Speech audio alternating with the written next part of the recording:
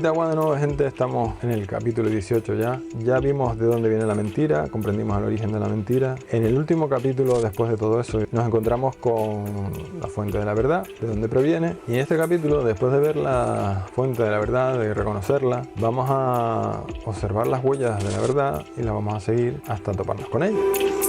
Muchos ya habrán ido atando cabos, por supuesto, habrán deducido algunas cosas después de lo que he venido hablando, van a pensar que ya está explicado por ahí, pero no. Como siempre vamos a ir un poquito más allá que los demás, con los conceptos fundamentales más establecidos y más claros, y todo nos va a servir para completar los huecos que quedan sin explicar, porque ya hay cosas que por supuesto están comentadas, pero como lo que digo siempre, que la historia no está explicada, digamos, de un modo concluyente, sino que se dejan siempre un poco al aire con conceptos muy ambiguos y así en plan místico y tal, ¿no? Nosotros le estamos dando a todo un sentido definitivo. Vamos a ir completando los huecos que quedan, vamos a ir completando las interpretaciones que faltan por entender y vamos a responder preguntas que estaban en el aire, completando el puzzle.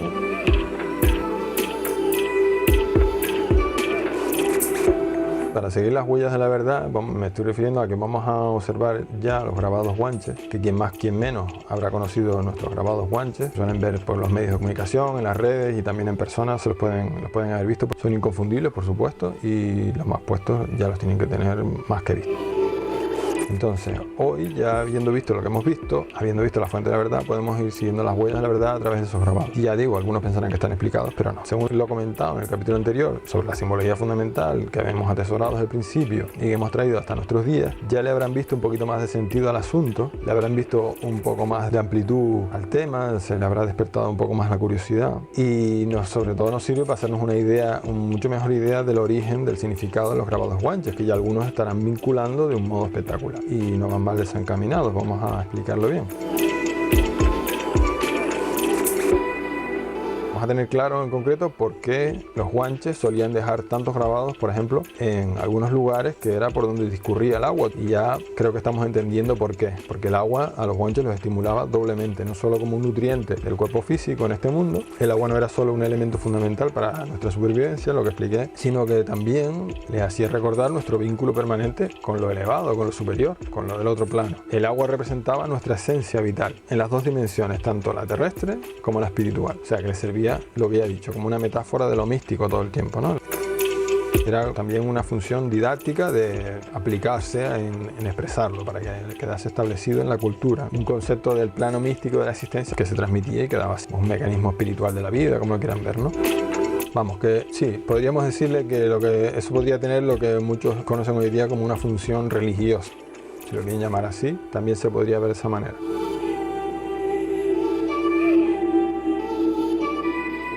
Pero es que además, después de lo explicado, hay que entender también la forma de los grabados, que no es casualidad. Porque claro, cuando estoy hablando de los grabados que estaban cerca de lugares por los que discurría el agua, todo el mundo está pensando en un tipo de grabado. Podríamos haber encontrado, lo digo sobre todo para los que no conocen el mundo guanche bien, que en las zonas donde discurre el agua, yo estoy diciendo que habían grabados y podíamos encontrar cualquier cosa, pero no se encontraba cualquier cosa. Podíamos haber encontrado personitas dibujadas, o animales, o lo que sea. Pero no hay garabatos al azar, no hay cosas así, sino encontramos con una determinada representación que se repite de una forma continua en ese tipo de lugares, ¿no? Y eso tiene un motivo, que es el que vamos a explicar también.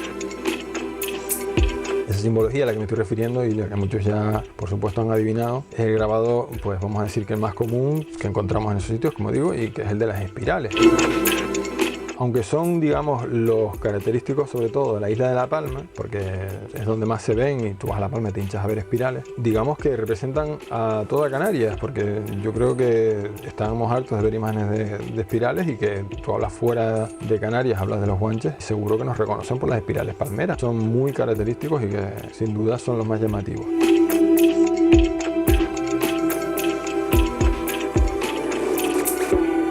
Antes de explicar el significado, quiero decir que cuando me refiero a los grabados en espiral o espirales, quiero englobar aquí lo que son las espirales propiamente dichas, estrictamente hablando, lo que es un dibujo de una espiral, pero también quiero englobar otro tipo de grabados, como por ejemplo que son círculos concéntricos y los que llaman también meandriformes.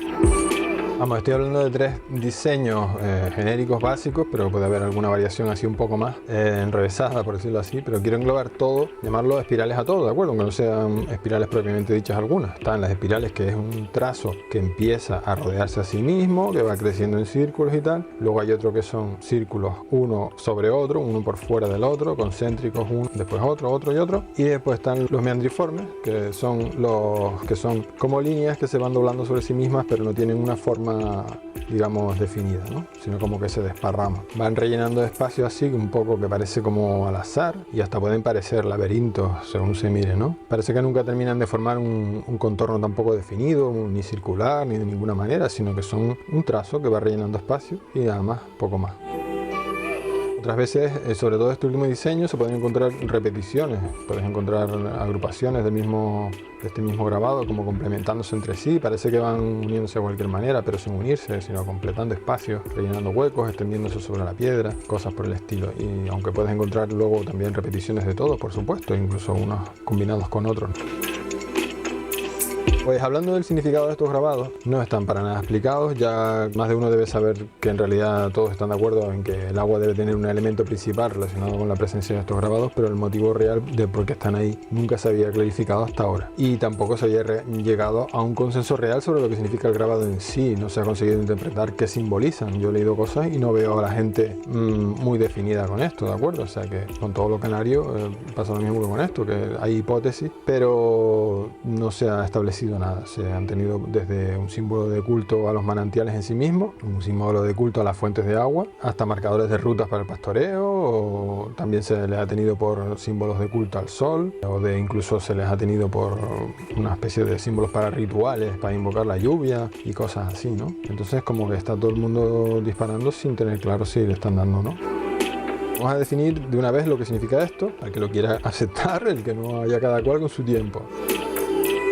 El símbolo de la espiral tiene una interpretación fundamental y única, genérica, y es la que los guanches y el resto de pueblos dominaban y defendían desde el principio. O sea, varios autores, no solo en Canarias, se han esforzado en analizar las espirales y las variaciones de este tipo que acabo de nombrar, y es un tema que se le ha prestado atención, pero que no parece haber una conclusión. Hay interpretaciones de todo tipo, también fuera y tal, y tampoco han conseguido establecer una relación entre las distintas variaciones que hay de unas poblaciones a otras, y bueno, ya esto lo tocaremos también. Lo que sí es típico es que se suelen separar los trazados que se denominan circulares, que es donde se engloban las espirales, con otros menos circulares. Meandriformes también se suelen dejar un poco aparte, dependiendo de quién los analice. Yo ya les digo, yo los voy a tratar todos, los voy a llamar espirales a todos. Me sorprendió encontrar una mención a propósito de esto a un autor que precisamente hace eso, que es englobar todos los diseños, como estoy haciendo yo, que son las espirales, los círculos concéntricos y los meandriformes, en un diseño solo, ¿no? Y creo que fue un tal Santos Esteves, que parece ser que dijo eso, que todos estos diseños son distintas formas de representar lo mismo, de modo que pues las espirales podrían haber surgido de las laberínticas o viceversa, cosas así. Pues bingo para el autor, porque dio en el clavo, esperaba. Vi tanta gente deambulando que no pensé que fuera a encontrar a alguien así diciendo lo mismo. El concepto de la espiral en realidad es un concepto que derivó en los demás y por eso los incluyo en esta explicación. Quien haya seguido estos capítulos ya tiene que estarse haciendo una idea de cómo se generaron unos y otros. Las variaciones entre las distintas representaciones, lo que son espirales, lo que son círculos concéntricos y lo que son meandriformes, están causadas simplemente por las distintas formas que tenemos de expresarnos los seres humanos, las distintas habilidades que tiene cada uno, las habilidades a la hora de dibujar, a la hora de transmitir una idea que te ha transmitido otra persona o que has visto en otro lado. Todo el mundo tiene la misma capacidad y todo el mundo tiene una creatividad distinta por la que se deja llevar. Entonces, siempre se produce en la transmisión de esos conceptos de unas personas a otras, de generaciones a otras, se produce una pérdida, una deformación en esa transmisión, en la transmisión del mensaje, en la interpretación que se hace también, pero sobre todo también en el dibujo. En realidad se está presentando lo mismo, solo que cada uno lo iba haciendo como bien podía. Es lo mismo que con el idioma, y tú ves palabras escritas o el habla, la pronunciación que va derivando de unas personas a otras, pues esto es lo mismo. Como dos pintores lo ponen a pintar lo mismo, lo pintan distinto, pues esto es igual. El símbolo, ya digo, el que dio lugar a los demás, el principal, el original, es la espiral.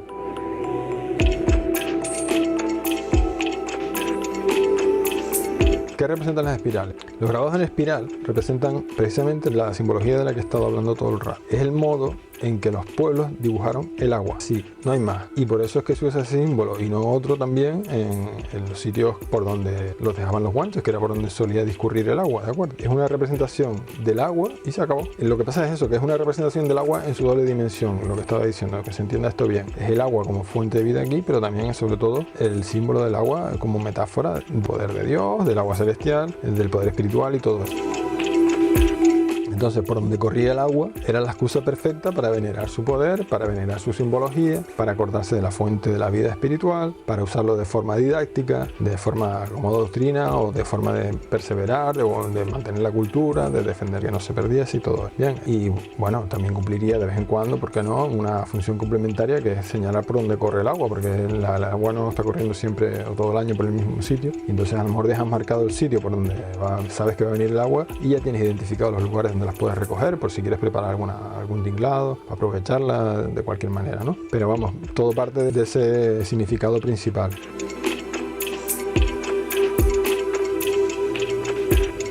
Y luego, las espirales tienen, por supuesto, una segunda parte en su concepto, en su interpretación, en su simbología, que es la relacionada con la estructura del símbolo en sí. O sea, ¿por qué no usar para simbolizar el agua unas líneas paralelas o onduladas como haríamos todos? Tú te vas a la escuela y hay un niño que está aprendiendo a dibujar el agua y te dibuja los arcos uno al lado del otro, de forma horizontal, extendida, ¿no? Para representar el agua como más o menos haríamos todos, pienso yo, en una dirección lineal. Así se representan los ríos, se representa el mar, todo el mundo lo haría de esa manera. ¿Por qué los guanches no lo hicieron así, sino que lo hicieron de este modo, con las espirales? Pues porque es un símbolo que simplifica algo más complejo. La importancia o el kit de la cuestión, que no es que solo se pretenda representar el agua en el plano físico, sino que se pretende representar el agua en el plano místico. Por eso es una espiral. Después acabó asociada, por supuesto, al agua natural, porque es lo mismo, ¿no? Estamos hablando del agua y ya dije que se ubicó en los sitios donde corría agua y todo eso. Pero el símbolo de la espiral en sí, su composición, cómo está hecho, la composición de partida de este símbolo, está así porque lo que está representando es el agua mística, y el agua mística representa, lo que representa con la espiral es de dónde nace el agua, el lugar de donde nace ese poder, el poder divino, y están representando la fuente del agua en sí misma, están representando al propio Dios. O sea que lo que están representando, para que se entienda, es el origen del poder, el origen del agua, de la fuente del agua divina, de la fuente del agua celestial, si lo quieren llamar así. Y entonces, en esa forma, engloban también la forma del disco solar, como ya tienen que haber intuido más de uno. Entonces, lo que están representando es el sol lleno de agua, como la fuente del agua, de donde brota el agua. Y tienes las dos cosas en un símbolo solo. Es un sol lleno de agua sin más, un símbolo del sol como emanador de agua, de esa agua que simboliza el poder del que hemos hablado tanto, de donde brota toda su energía, como el agua, sosteniendo nuestras vidas y desparramándose por todas partes. Es la forma de englobar los dos conceptos en uno solo, en la forma en que tuvieron de simplificarlo todo. Por supuesto, los grabados, que son círculos concéntricos, como expliqué, lo repito, es lo mismo, solo que la persona que los representó dijo, pues así estoy haciendo lo mismo. Tengo un disco lleno de agua, lo que pasa es que el agua, en vez de hacerla con una espiral, le pareció más cómodo, quizás más seguro, hacerlo con círculos concéntricos, pero el efecto al final es el mismo. Si los ves de lejos, casi que no ves la diferencia y estás viendo lo mismo, ¿no? En cuanto a los meandriformes, son lo mismo que las espirales, están representando lo mismo, solo que aquí se ve que el autor se centró en representar solamente el poder de Dios, más que a Dios mismo. Es el agua influyendo sobre todo, es el poder del agua sobre el mundo. Se olvidó del concepto de Dios y se dedicó a representar lo que es el poder del agua, la energía, la verdad, todo eso. Que simplemente es una cuestión de que le gustó más representar eso y nada más. A lo mejor está al lado de una espiral que ya tiene representado a Dios y lo que hizo fue rellenar luego con meandriformes y así estaba representando el poder de Dios. Ya ven, así de sencillo es todo. Lo que quería que entendiesen en este capítulo es eso, que mientras los traidores y los mentirosos, los falsificadores han venido época tras época atentando contra la verdad, imponiendo símbolos nuevos, imponiendo conceptos nuevos, intentando que se olvide lo que es lo fundamental, lo que todo el mundo sabe, para enfocar la atención de la gente solo en ellos, los pueblos indígenas que han estado escapando de ellos, al margen de ellos durante tanto tiempo, del mismo modo han estado sosteniendo el concepto principal, con una visión del mundo más sencilla, más humana y más consciente. Ya luego explicar todo esto, ya no se preocupen que se puede, pero es el esquema que querían que vieran, para que vean que esto no es de ahora, que nuestros grabados no son invenciones de ahora, no son delirios ni ocurrencias del otro día que se le ocurrieron a alguien, son representaciones de los conceptos que habían antes de la falsificación, de la verdad que todos conocían siempre. Son grabados que guardan conceptos de bastante tiempo, no son de ayer. Bien. Pues bien, ya entendemos el significado de las espirales rupestres en nuestro país. Por fin, fantástico. Desvelado el misterio. ¿O que sí? ¿Alguna pregunta? Ah, sí, claro. Muchos están pensando, ¿qué pasa con los rodajes rupestres que hay por ahí en extranjero y tal y cual? Bueno, esto lo vamos a ver en el siguiente capítulo. Así que no se lo pierdan y nos vemos. Hasta la próxima.